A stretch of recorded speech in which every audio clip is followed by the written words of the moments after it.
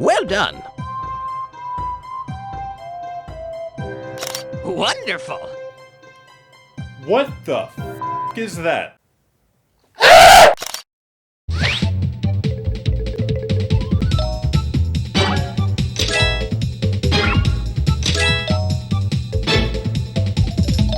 Wonderful.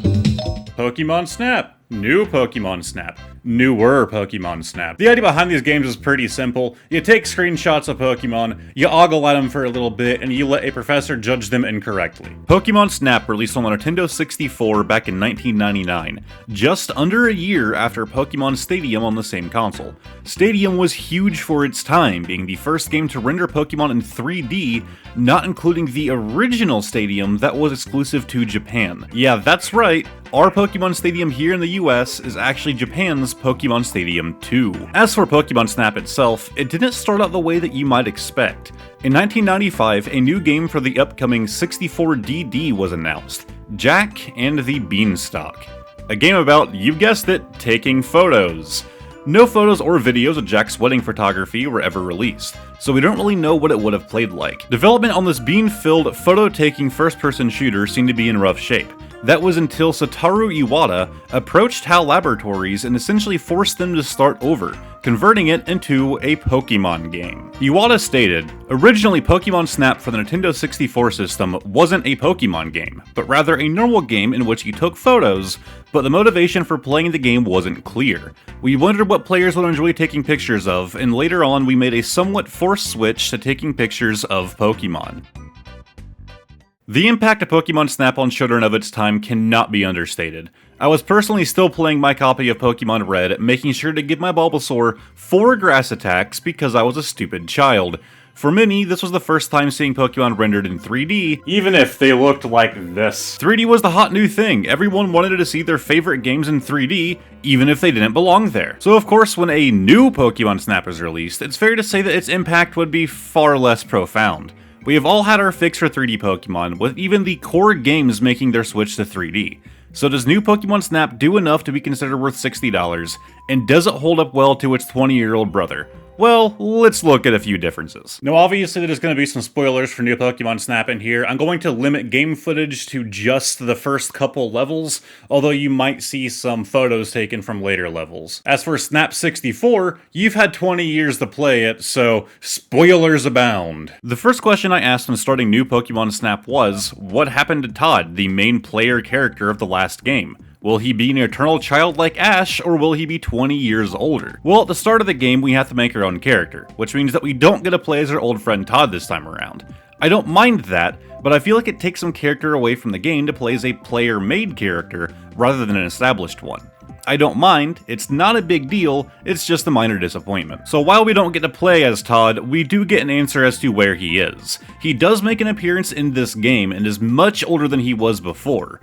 In the previous game, he looked in line with Ash, as in a child, but little Todd has grown up to be his own independent photographer. Professor Oak has also been replaced with Professor Mirror, which makes sense because this game is set in the Lental region and Oak is from Kanto. However, the first game is set on Pokemon Island, a very creative name.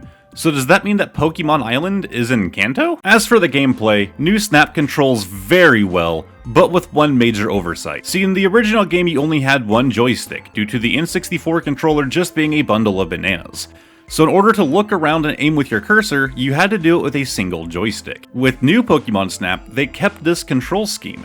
That means that you are basically just moving the cursor around the screen and moving the screen itself when you drift a certain amount. It would have been so much better if your cursor was limited to just the photo frame boundaries and you control it with your right joystick, and use the left joystick to look around. This control scheme works, and you can actually move both joysticks in tandem in order to turn faster, but it just feels dated. One huge improvement is the ability to zoom in. You can take closer shots by pressing down the left trigger or take them at their current distance. On the original game, you could only take photos while zoomed in, and couldn't take quick shots or even just zoomed out shots in order to capture the whole Pokemon if they happen to be close to you. Honestly, the limitation of only being able to take shots while zoomed in is the main thing that made it hard for me to go back to Pokemon Snap 64 after playing New Snap. As for the items you can use to interact with Pokemon, there are only a few differences. In Snap 64, you were given some quote-unquote apple-shaped Pokemon fruit to lure Pokemon closer, or simply just to feed them.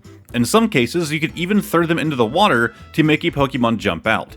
These apple-shaped Pokemon food make a return in New Snap, now called Fluff Fruit. Fluff Fruit is supposedly named after the fact that it is, in fact, soft. However, that really does not seem to be the case, as you can just pelt them at Pokemon and they will react as if they were just punched, or in some cases, even knock them out.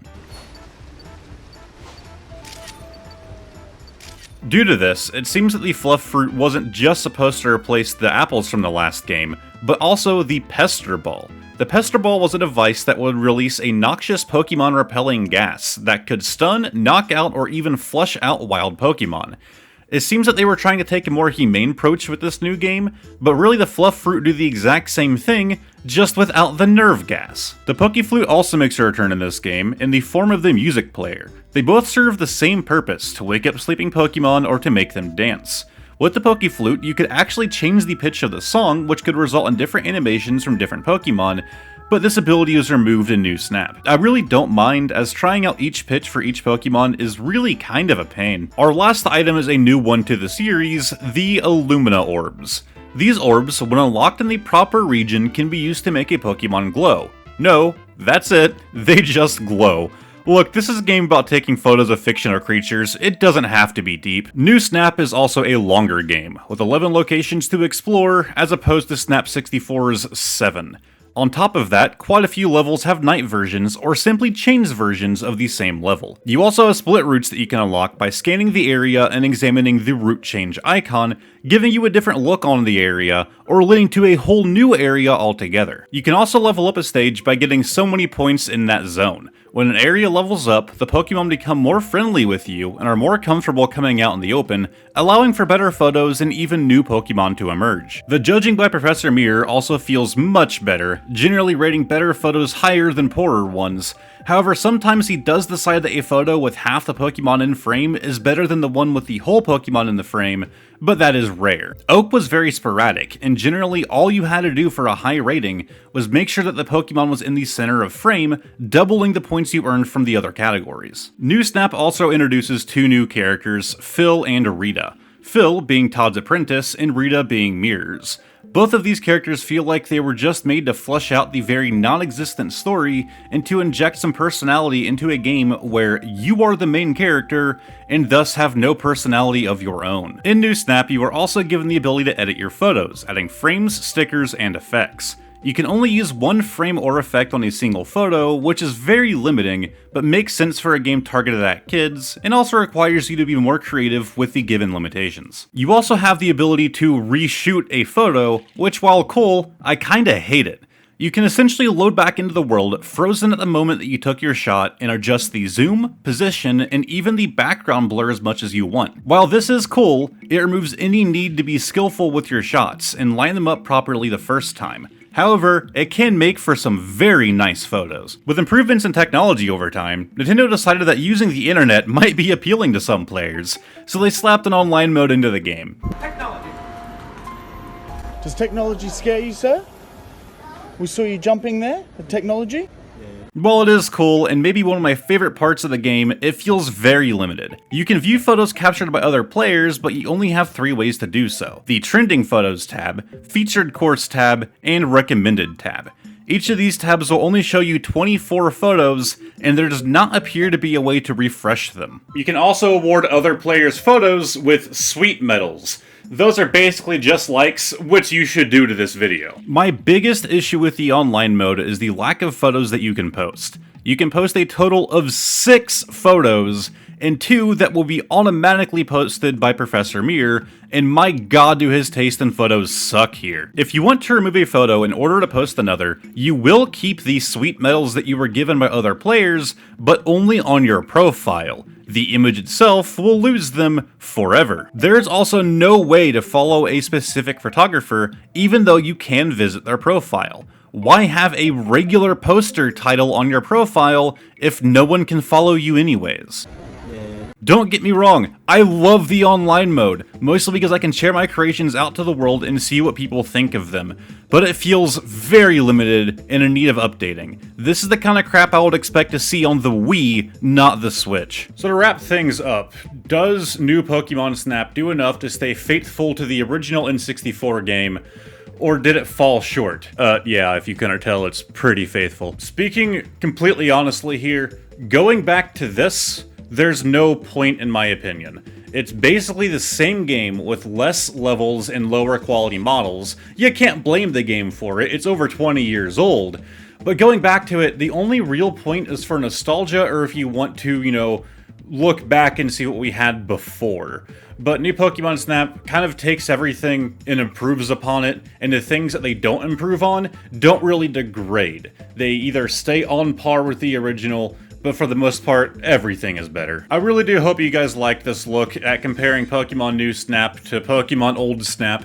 I still hate the naming scheme, New Pokemon Snap. I don't understand Nintendo's naming schemes half the time. They're really, really poorly done. Because if they release another Snap, New Snap will be the last generation. It's no longer new, but it's still in the name. So if another Pokemon Snap releases, they can't say, hey, did you get the new Pokemon Snap? Because now you're referring to two different games. But that aside, I have really been enjoying Snap. I'm actually still playing it. It's actually really fun to go back and just like sitting on the couch in the living room playing on handheld mode. Obviously the photos do look nicer, you know, when you can see it on a large, you know, monitor, because I usually play over here on my computer. But, I mean, having it small and in your hand just works really well for Pokemon Snap. But if you're a big fan of Pokemon, maybe go check out my second channel, Junk Seeker. It's actually bigger than this one.